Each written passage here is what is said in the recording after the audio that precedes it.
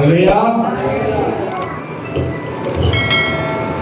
तो हम शुक्र गुजारी करते हैं, खुदा के नाम मुबारक कहते हैं तो भला हैं।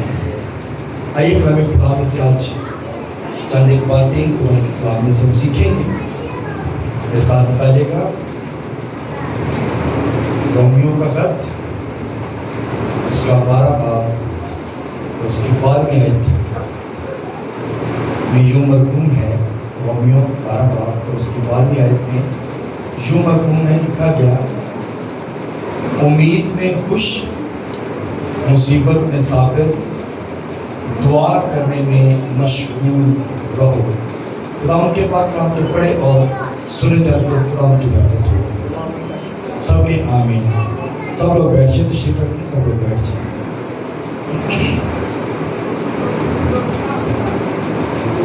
पौलुस रसूल रोमियो को खत लिखते वक्त ये कहता है, उम्मीद में खुश रहो और मुसीबत में साबर रहो और दुआ करने में मशगूल रहो। यानी कि 3 बातें जो हैं वो हमें बताई गई है। क्या? उम्मीद। किसी चीज़ की जब हम उम्मीद करते हैं, जब हम इस बात की एक्सपेक्टेशन करते हैं कि खुदा हमें जो है ये चीज़ दे, उम्मीद कर लेते हैं हम कि खुदा, जैसे हमने खुदा के हुज़ूर ये दुआ की कि खुदा हमें चर्च के लिए जगह दे, और हमने खुदा के हुज़ूर उम्मीद रखी है कि खुदा ज़रूर हमारी दुआ का जवाब देगा। जब उम्मीद रखते हैं तो खुदा जो है हर तरह से हमारी मदद करता है। और कलाम में लिखा है, उम्मीद में क्या करना है? खुश रहना है, बेदिल नहीं हो जाना। ये नहीं कहना कि शायद खुदा हमारी उम्मीदों को पूरा करेगा कि नहीं करेगा, शायद खुदा हमारी दुआ को सुनेगा कि नहीं सुनेगा। कलाम में लिखा है, उम्मीद में खुश रहना है। जब आपने दुआ कर ली, आप उम्मीद रखें। जब आपने खुदा को कह दिया, उम्मीद रखें कि खुदा आपकी हर उम्मीद को जो है वो पूरा करेगा। कलाम में लिखा गया, खुदावंद में मसरूर रहे तो तेरे दिल की मुरादों को पूरा करेगा। जब आप खुदावंद के साथ जुड़े हैं तो खुदा आपके दिल की मुरादों को पूरा करने वाला है। मसरूर रहने की जरूरत है, खुदा के साथ जुड़ने की जरूरत है। जब खुदा के साथ जुड़ेंगे तो फिर बरकत है। और फिर लिखा गया, मुसीबत में साबर रहना है, क्योंकि मुसीबतें बहुत हैं, परेशानियां बहुत हैं, दुख बहुत हैं, गम बहुत हैं। दुनिया के हालात इस वक्त जो है वो बहुत खराब है और हमें इन चीजों पर गौर करने की जरूरत है। मुसीबत जब आ जाए, परेशानी जब आ जाए, तो फिर क्या लिखा है कलाम में कि दुआ करने में मशगूल रहो। मुसीबत में साबर रहने की जरूरत है।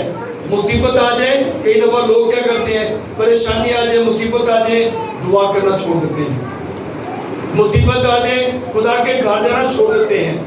मुसीबत आ जाए तो कहते हैं, हमारा तो दिल ही नहीं कर रहा कोई काम करने को। मुसीबत में लोग इस तरह की बातें भी करते हैं, लेकिन कलाम क्या कहता है? मुसीबत में साबर रहना है, यानी कि मुसीबत में ज्यादा मजबूत होना है, ज्यादा अपने आप को जो है वो खुदा की हुज़ूरी में लेकर आना है। जिस तरह हम देखते हैं कलाम मुक़द्दस में साबर अय्यूब को देखिए, इससे बड़ी मिसाल हमें बाइबल में नहीं मिल सकती कि साबर अय्यूब जो है उसके ऊपर कितनी बड़ी मुसीबत आई और उसने क्या किया? उसने खुदावंद की शुक्रगुजारी की। उसने खुदावंद के खिलाफ कोई बात नहीं की, अपनी जुबान को खुदा के खिलाफ नहीं खोला, बल्कि खुदा की शुक्रगुजारी की और कहा कि तूने दिया, तूने लिया, तेरा ही नाम मुबारक। वो साबर था, उसने सब्र किया। मुसीबत आई लेकिन उसने उस मुसीबत का भी सामना किया। हम लोग मुसीबत में जो है वो खुदा के खिलाफ बुड़बुड़ाना शुरू कर देते हैं, हम खुदा के खिलाफ बातें करना शुरू कर देते हैं और हम अपनी तरफ नहीं देखते कि ये मुसीबत शायद हमारे गुनाहों की वजह से है, शायद ये हमने कोई ऐसी कोई गलती की है जिसकी वजह से ये मुसीबत आई है। हम अपनी तरफ गौर नहीं करते, लेकिन हम खुदा को जो है वो बुरा भला कहना शुरू कर देते हैं। لیکن کلام میں لکھا گیا مصیبت میں صبر رہنے کی ضرورت ہے. جس طرح ایوب صابر جو ہے وہ مصیبت میں جو ہے اس نے کوئی خدا کے خلاف بات نہیں کی بلکہ خدا کی شکر گزاری کی. اور ہمیں بھی خدا کی شکر گزاری کرنے کی ضرورت ہے. اور کلام نے کہا گیا دعا کرنے میں مشغول رہیں, دعا کرتے رہیں. آپ کو جب ٹائم مل جائے, جب بھی وقت ملے, دعا کریں. مصیبت آئے دعا کریں, پریشانی آ جائے دعا کریں. آپ نے خدا کے آگے کچھ رکھا ہے, خدا سے کچھ آپ نے مانگا ہے, تو آپ اس کے لیے دعا کریں, زیادہ دعا کریں, دعا کرنے میں مشغول رہیں. یہی کام تو ہم کرتے نہیں ہیں. دعا کرنا ہمیں بڑا بوجھ لگتا ہے, دعا کرنا ہمیں بڑا مشکل لگتا ہے, اور ہم دعا نہیں کرتے. خدا کے ساتھ یہ دعا جو ہے ایک کمیونیکیشن ہے آپ کی. جب آپ دعا کرتے ہیں آپ خدا کے ساتھ کمیونیکیشن کرتے ہیں, خدا کے ساتھ آپ کا رابطہ ہوتا ہے, خدا کے ساتھ آپ جو ہے وہ رابطے میں رہتے ہیں, اور خدا کو آپ اپنے دل کا حال بتاتے ہیں. جب آپ دعا کرتے ہیں تو پھر خدا آپ کی دعا کو بھی سنتا ہے. دعا کرنے میں مشغول رہنا ہے. آپ بیمار ہیں, آپ پریشان ہیں, آپ مصیبت میں ہیں, آپ دکھ میں ہیں, آپ کسی بھی حالات میں ہیں, آپ دعا کریں. کلام میں کیا لکھا ہے؟ چلتے پھرتے اٹھتے بیٹھتے سوتے جاگتے میرا جو کلام ہے اپنے بچوں کے ذہن نشین کر, تاکہ یہ بوڑھا ہو کر بھی اس راہ سے نہ ہٹے جس پر اس نے چلنا ہے. بنی اسرائیل قوم کے جو بیٹیاں ہیں, جو جب شادی ان کی ہو جاتی ہے, جب خدا ان کو بلیس کرتا ہے تو وہ کیا کرتی ہیں؟ بائبل پڑھتی ہیں, خدا کا کلام پڑھتی ہیں, تاکہ خدا کا کلام ان بچوں تک پہنچے جو ماں کے پیٹ میں ہیں.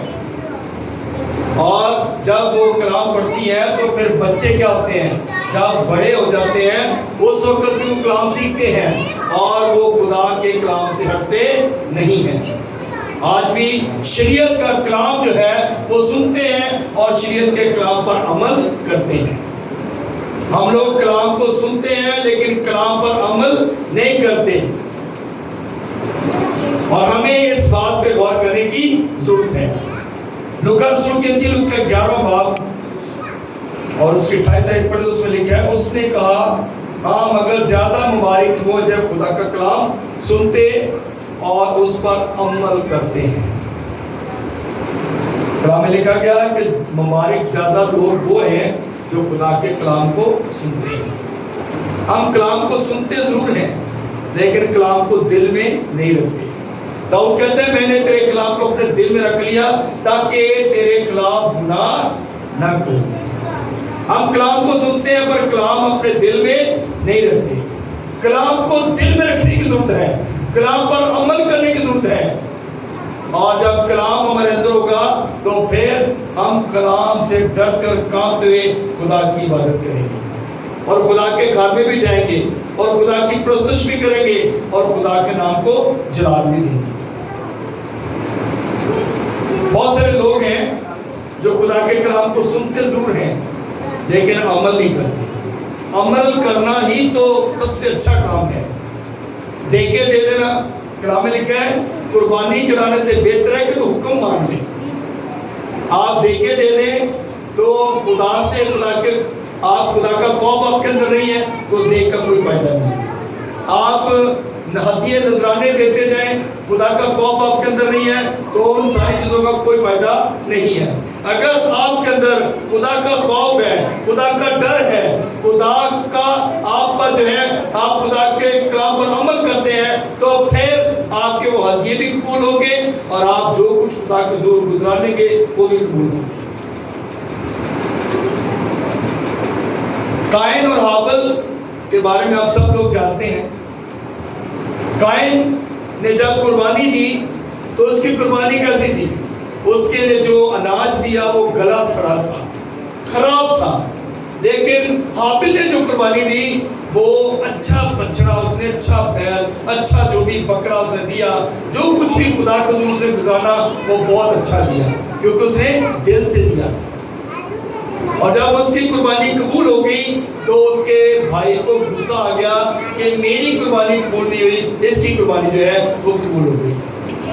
آج بھی گھرانوں کے اندر، خاندانوں کے اندر یہی پرابلم ہے کہ ایک بھائی کو اگر خدا بلیس کرتا ہے تو دوسرا بھائی جو ہے وہ اس کے خلاف ہو جاتا ہے۔ لیکن ہمیں اس بات پہ غور کرنے کی ضرورت ہے کہ یہ خدا کی فیور ہے، یہ خدا کی بلیسنگ ہے۔ خدا جس کو چاہے دیتا ہے، کیونکہ خدا کے ساتھ ریلیشن کی بات ہے۔ جب آپ کا ریلیشن خدا کے ساتھ ہے تو پھر آپ برکت پاتے ہیں۔